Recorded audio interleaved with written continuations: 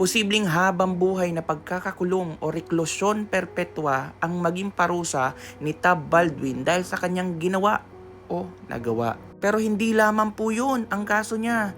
Meron pang isa, himay-himayin natin. Bukod sa mga kaso ng hazing at illegal employment permit, si Tab Baldwin ay may iba't ibang multa at parusa mula sa iba't ibang ahensya. Pinakamalaki po ang posibleng multa na hanggang 3 million bawat isa sa hazing case. Habang sa PBA naman ay pinatawan siya ng 75,000 na multa at suspensyon. Todo na natin to guys. Mga multa at parusa ni Tab Baldwin. Sa hazing case niya po, ang CIDG at DOJ ay nagre-rekomenda ng kaso laban kay Baldwin at 10 iba pa dahil sa pagkamatay ni Rene Baterbonia at Divine Adili. Posibleng parusa hanggang 40 years na pagkakakulong at 3 million na multa bawat isa kung mapatunayang guilty sa Anti-Hazing Act at kaugnay na kaso ng homicide. Hindi lang pala si Coach Tab Baldwin, kaya grabe ang ginawa nyo. Ito pa yung isa, illegal employment permit case ni Baldwin. Mamaya sa una-unahan explain natin to. Pero as of now, iniimbestigahan pa po ng DOLE kung nagtrabaho siya ng walang Alien Employment Permit or AEP.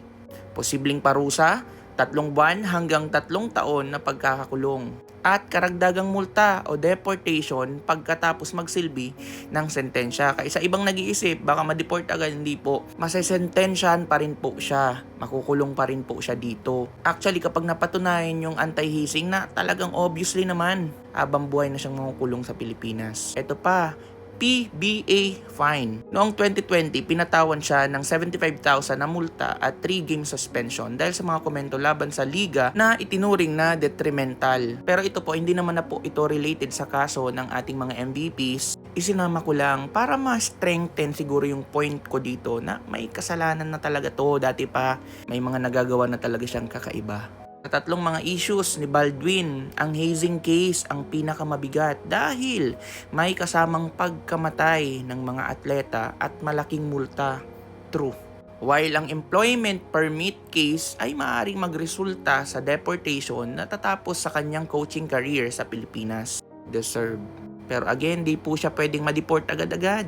Banned din po siya, so hindi siya makakalarga. Itong PBA fine na ito, dati pa to, mas maliit ito ngunit nagdulot din ng reputational damage sa kanyang relasyon sa liga. Kaya kung matatandaan nyo, yung asawa niya nagsabi na parang wag nang panatiliin pa ang mga bata sa paligid ni Baldwin.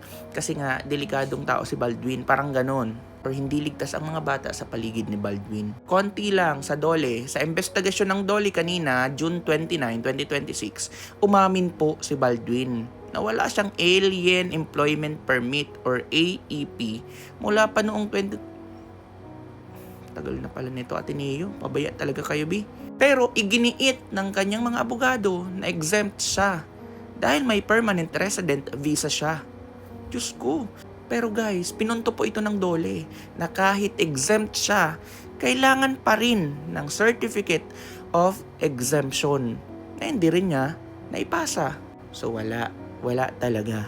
Ang galawan niya pang kriminal, pang iligalan talaga. Alam nyo na. Konting highlights lang guys bago tayo pumunta sa ating konklusyon.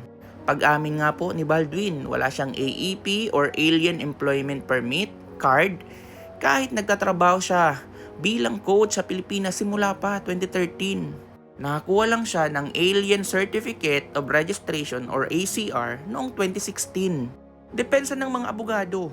Sinabi ng kanyang legal team na hindi na kailangan ng AEP dahil siya ay permanent resident. Gayon pa man, syempre lalaban ang DOLE. DOLE panel binanggit na dapat pa rin siyang kumuha ng Certificate of Exemption. No, di ba? Ito yung mga tanong kanina guys. Si Labor Secretary Francis Tolentino ipinakita na wala sa listahan ng Bureau of Local Employment ang pangalan ni Baldwin. Magpapatawag pa po ng opisyal or mga opisyal ng Ateneo sa susunod na hearing. July 9 daw po yung sunod para linawin ang employment records. Guys, yung head HR ng Ateneo, posibleng pwedeng matanggalan ng trabaho at magkamulta pa sa DOLE. Konteksto po ng investigasyon. Nagsimula ito matapos ang pagkamatay, di ba, Baldwin? Napakalaking kasalanan talaga ang ginawa mo na. Hindi na pwedeng sabihin na nagawa. Ginawa mo. Aware ka dito. Nagsimula ito matapos ang pagkamatay ni Rene at Divine Adili sa Aurora Team Building. Team building, talaga B. Team building. Pero 30 minutes bago tumawag ng rescue team.